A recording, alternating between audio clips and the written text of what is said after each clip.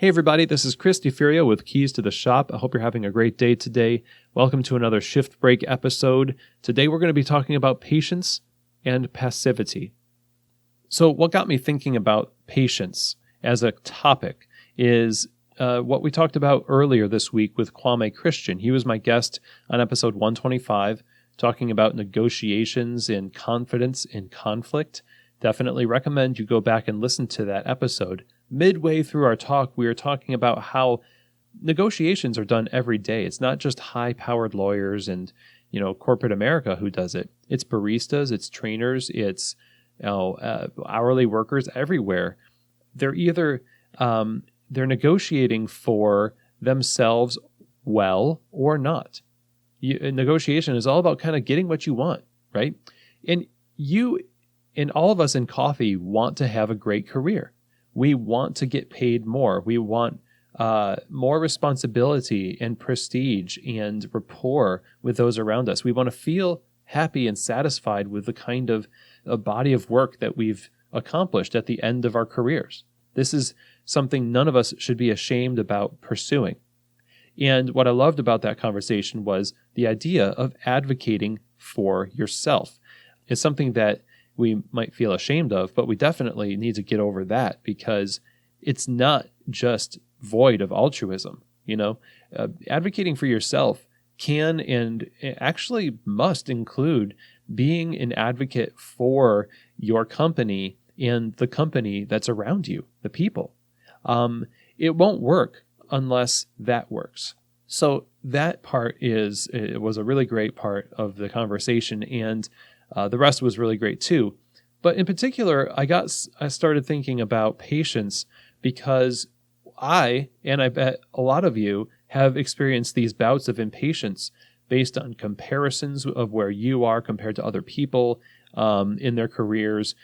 You become a little bit impatient with the process of growth. And I wanted to address something about that I think is critical to consider. I'm going to use an analogy that in my mind works perfectly for these stages of our career.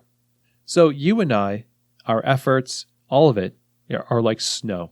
And when the first snow starts to fall, what ends up happening is it comes down, we get excited, and it melts. Almost immediately, it falls to the ground and it just goes away. And it continues to do this until the ground is cold enough to be able to hold other snowflakes on top of it. And then you get accumulation. Each one of those snowflakes is contributing its energy to preparing the ground for the next ones. So if you think of this in terms of your open shift, your closed shift, the practices that you put in for barista competitions, the conversations you have with your boss or your coworkers, training sessions with baristas who get it and others who really don't. Every little piece of minutia in your work is like that snowflake that falls, and it prepares the ground to be able to hold subsequent efforts. Eventually what happens is the ground gets cold enough that it goes from being able to see the street, and then 5 minutes later, there's no street.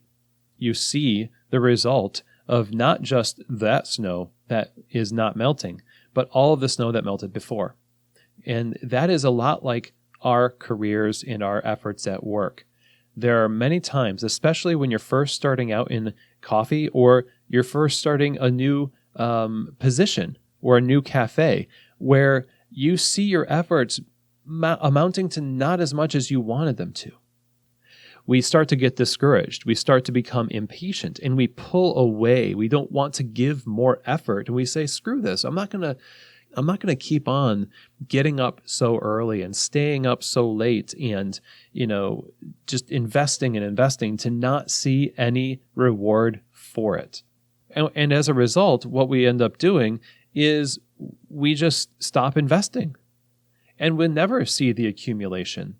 It's as if we just turn off the snow and we just don't want to. We're like, well, if it's not accumulating right away, then I don't want to do it anymore. And so we just cut it short. And then we start that cycle again somewhere else.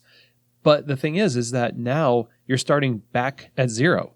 And the same process happens. If you keep being impatient with the process of investing to build momentum and then see results, you're going to perpetually be behind in your career. Now, of course, this may not be the case where you work if you're working in a place that is keeping you down on purpose because of some kind of a bias in the cafe, or maybe they're just terrible, terrible bosses. These are always the exceptions. But I'd say for the most part, there is a finger to be pointed at ourselves and the kind of self-sabotage that we so effectively level against our own careers by being impatient with progress. Sometimes the worst thing that can happen for you is that you get promoted. You're not ready. What if you're not ready to get promoted? You might be so excited, but you're not actually prepared. If we're always chasing promotion and advancement, but never preparedness and maturity and being patient in the process, then all we're doing is we're passing along dysfunction unwittingly to those who we end up leading that we're not ready to lead.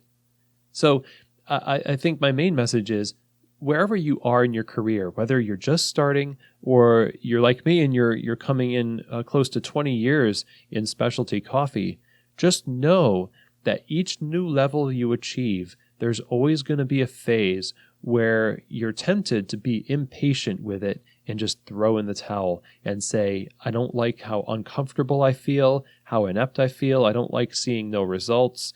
But if you give it enough time and consistent effort, you're going to start to see yourself and the opportunities around you change, and the accumulation will start to build. Now, what I think is necessary to add here is that I'm not advocating for passivity by saying that you need to be patient with the process. No, effort is the opposite of passivity. So the kind of effort that you're putting in is building that trust with the owners and the managers and the bosses of the company, building trust with others around you, and building trust with yourself. This requires you to enter each day planfully and mindfully, and not waiting for others to choose you or to discover your talents, but making it obvious for them so that when opportunities do come up, you'll feel confident in putting yourself up for consideration, and others would feel confident putting you up for consideration too. So trust the process. Know that it might take a while, and it's okay. It doesn't mean that you're getting nowhere. Just know that the ground is being prepared to showcase your efforts in a spectacular way. So I hope this episode was helpful for you, give you something to think about. And, of course, all analogies are flawed, so I don't hope you don't take this to the nth degree. But it is a helpful thing to think about, and certainly has helped me over the years. So anyway, thank you for joining me today, and I hope to have you back next week for another episode of Shift Break, from Keys to the Shop.